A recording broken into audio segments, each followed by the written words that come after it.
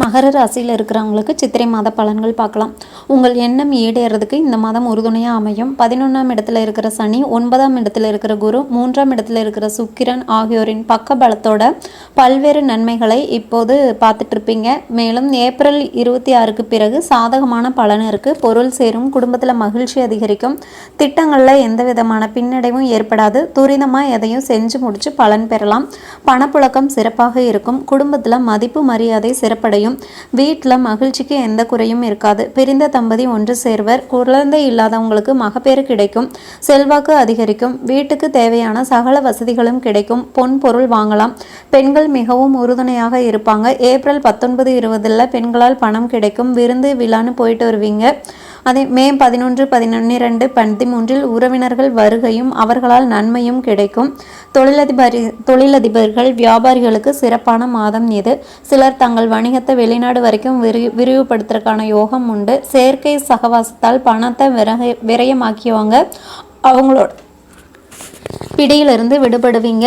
April 30, மே 1 எதிர்பாராத வகையில் பணவரவு இருக்கும். அதே மாதிரி மே 14 நிறுவனத்தை உங்களோட நேரடி பார்வையில் வச்சுக்கிறது நல்லது. போட்டியாளர் வகையிலும் அரசு வகையில் இருந்த அனுகூலமற்ற போக்கு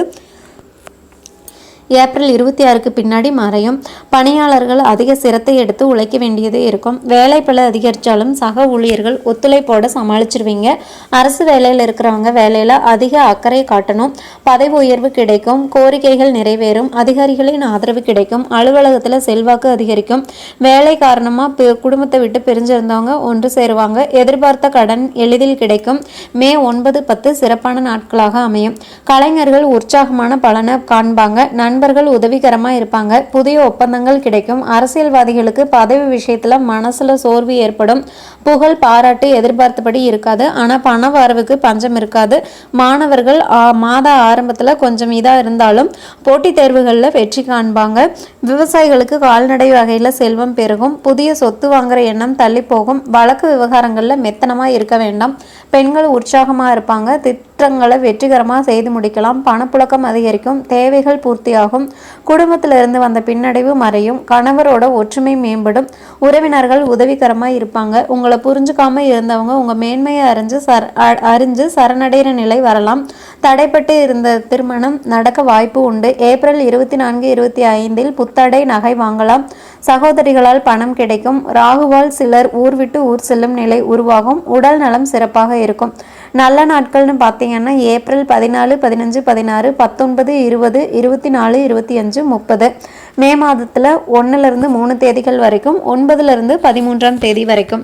கவனமாக இருக்க வேண்டிய நாட்கள் மே 4, 5, 6. இந்த நாட்களில் சந்திராஷ்டமம் அப்படிங்கிறதுனால வீண் விவாதங்களை தவிர்த்து இறை வழிபாட்டில் கவனம் செலுத்துறது நல்லது.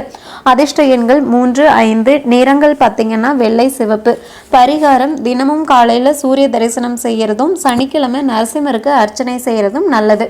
மேலும் தகவல்களை தெரிஞ்சுக்க சேனலை சப்ஸ்கிரைப் பண்ணுங்கள். தேங்க்யூ.